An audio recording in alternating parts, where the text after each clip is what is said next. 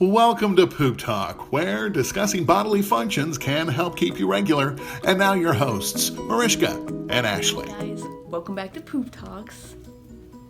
As you can see, I am without a co-host.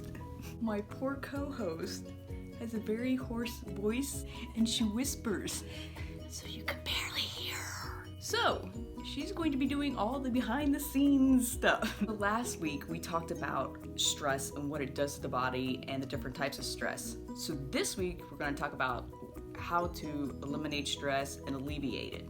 I'm so excited to learn more about that. Earlier today I got to interview somebody very awesome and special, and she's kind of become very personal to me and very special, and she has helped me in my health and fitness and made my life a lot better and to eliminate stress and just overall better health. Chanelle Cozette is the Vice President of Product Development of Alleviate Corporation. She's a functional food chemist and a certified nutritionist. I am so excited to learn from her and basically how she can tell us how to eliminate stress in our life. And for that, let's go to the interview. Thank you for joining us today. I'm super excited. So let's just go right into it. What do you feel is the best way to relieve stress? Good question. I think it's totally different for everybody. Honestly, I think for me, so my professional opinion is obviously managing stress, and I'll go a little bit into different ways. But I do think that a big part is managing stress in the best way for you. For instance, Gotcha. Some people are like, oh, I can go to a dance class or I can go to an aerobics class. That gives me anxiety, thinking that I'm stuck in a room, sweating, and I can't leave early, or everyone's gonna be like, who is this? Like, she can't even keep up with us, and I'm stuck there for an hour. It's like, gives me anxiety. Where other people are like, oh, this totally relieves stress. Today, somebody told me that they sing when they get stressed, like in front of people. Oh, okay, well, that also stresses me out. So I do think I think everything is very personalized. So when dealing with stress, if yoga, and obviously trying new things. So I think yoga is a great one because it really centralizes and focuses your thoughts and kind of settles you. I think that is an awesome one. Another one is meditation. Okay. I think as Americans, we do not know how to sit still. Being still and focusing on your thoughts, I think a lot of times we have a million things going all at once. And when that happens, I feel like we do get overwhelmed and we get stressed out. And things that really aren't that big of a deal sometimes can stress us out. That would probably actually be my number one tip for managing stress is don't sweat the small stuff. If you can't fix it, I'm short. I'm 5'1"-ish, you know? If I was to be like, oh, I just wish I could be taller. Like, I wish I could be supermodel tall. Or I wish I could see the hood of a car when I'm driving it. Did you know that that's a real thing? That people over 5'3" can actually see the hood of your car? I didn't know this. Seriously? Yeah. Anyways. So, if you can't, if you can't change it, then don't stress about it, right? True. I think that's my number one thing. And then figuring out an action plan. So in schools when there's a fire drill, and you know exactly what to do. You're like, okay, I'm in Mrs. Frank class, and when this happens, I'm gonna go out this corridor, out here, I'm on left field, right? Like, you know exactly what to do in that emergency. I think you do this exact same thing is you set a plan when you get stressed. How am I gonna manage it? And you really plan that out. Whether it's, I'm gonna go take a walk. Whether it's, I'm gonna book a yoga class. Whether it's, I'm just gonna sit here and go 5 times, right? Like, you have a plan on what helps manage your stress, and it does take kind of trial and error to figure out what really works for you. I think having an emergency plan when life gets overwhelming and stressed, because it's going to, I think that's a really important one. A lot of times we're really hard on ourselves, and I think even I'm not trying to be sexist, but I do think women are a little bit harder on themselves. We look in the mirror and we think, oh my gosh, nobody's gonna be able to look past this zit. Or scale. I look fat in this, or I have cottage cheese, or whatever the case may be. And we sit there and we nitpick ourselves and we're rude to ourselves.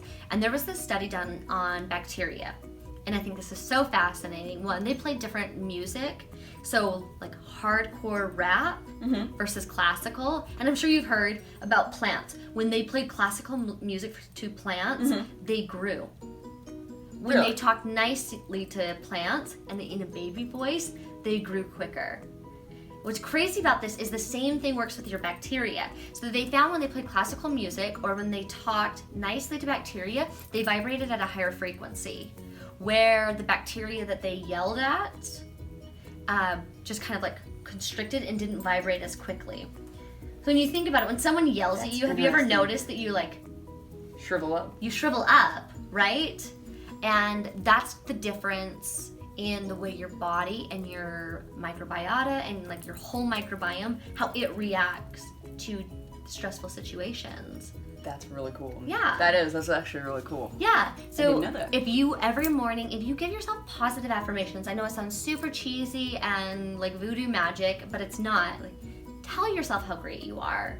Tell yourself how beautiful, how smart, how driven, how all these things. And when you talk nicely, your bacteria will vibrate at a higher frequency.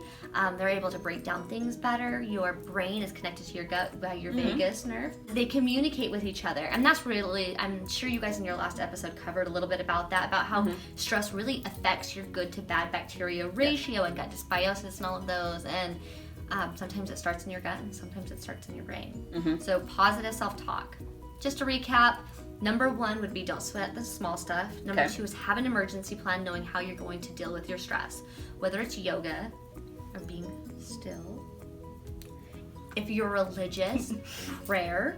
Prayer is a great one. Talking to any sort of higher being, whatever you believe that is, I think is really powerful in helping to manage stress. There's even a scripture that says, be still and know that I am God. And I think a lot of times we forget those things of just chilling out. Just, take a chill pill. And I don't know when in history it became cool to say, oh, I'm so busy. But at some point that became the popular phrase where everybody just thought it was cool to be busy. Well, guess what? It's not. It's cool to be happy and productive and lively and stress-free and carefree. But still being able to accomplish your goals and all the things you have in your life, but do it in an attitude that you enjoy the journey to get there, right? True. So number 2, having an emergency plan. And then number 3, I am a huge believer in positive self-talk and positive affirmation, whether that's for yourself or people around you. And sometimes you detox your body, but you also have to detox people in your life who stress you out.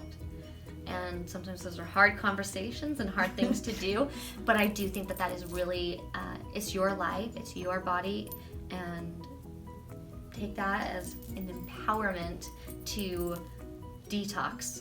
Detox the bad relationships, detox anything that makes you feel negative or stressed out. I'm not saying quit your job if that stresses you out, but figure out a way to either get a job you like, become financially free, do something that you love. And there's that whole analogy with the fisherman who he goes out and fishes every day, and then he goes to the bar with his family, with his friends, and then he goes home to his family, and the rich guy's like, oh, but you could make so much money, and he's like, what? So I can fish and hang out with my family and hang out with my friends. It's like the really most important things in life are just being happy. And so detoxing all the stuff that doesn't, all the food that doesn't, just get rid of it. I like it. And that's all I got for you. Thank you for, giving us some good stuff.